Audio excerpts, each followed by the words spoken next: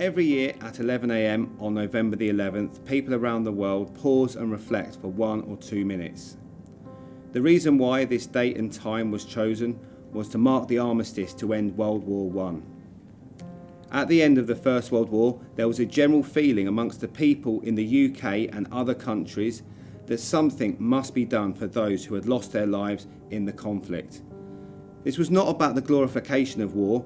This was to remember and thank the farmer, the factory worker, the university student, the teacher, who had all answered the call and paid the ultimate price for their service. Now, with the end of World War I being over 100 years ago, those voices and memories have faded away and turned into stories, recordings and videos. Yet people around the world still make sure that every November they take a moment to pray, to say thank you or to reflect. Ceremonies around the world would have not have been always followed the same routine or programme. In fact, in the UK, the first few years, people did not know how they wanted to commemorate the 11th of November. In 1920, 100 years ago this year, the cenotaph in London was unveiled. This was a huge monument in the centre of London dedicated to the war dead. Not only was 1920 the year the cenotaph was unveiled, but also the burying of the tomb of the unknown soldier. The story of the unknown soldier was that it could be anyone. 4 soldiers who had died in the war, but whose names were not known, were chosen. They were from 4 different battlefields. Their bodies were dug up and laid side by side, covered in British flags. A senior British Army officer then picked one of these at random. This soldier was then given full military funeral and buried at Westminster Abbey amongst the kings and queens of England. This idea that it could be anyone that was buried was very popular with grieving families in the UK. Other countries around the world, such as France, Russia and the USA, soon had unknown soldier tombs of their own. And now a reading from Gabriella van der Maas.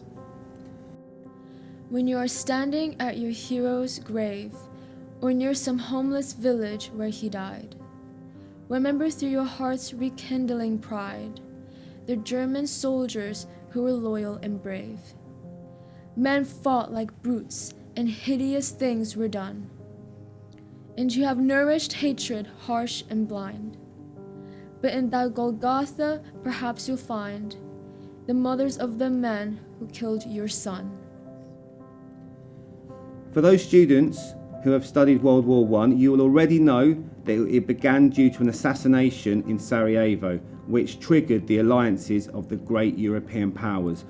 So why was World War I a world war and not just a European war?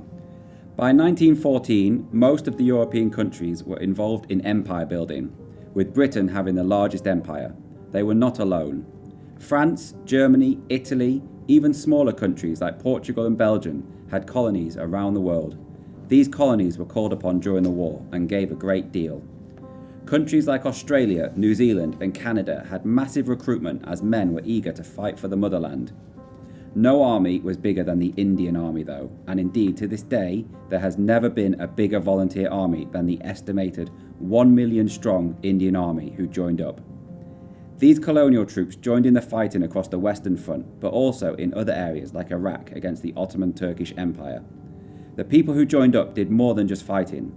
Some came to be doctors and nurses, some labourers and cooks, others drove ambulances, but they all did what they could do in the war.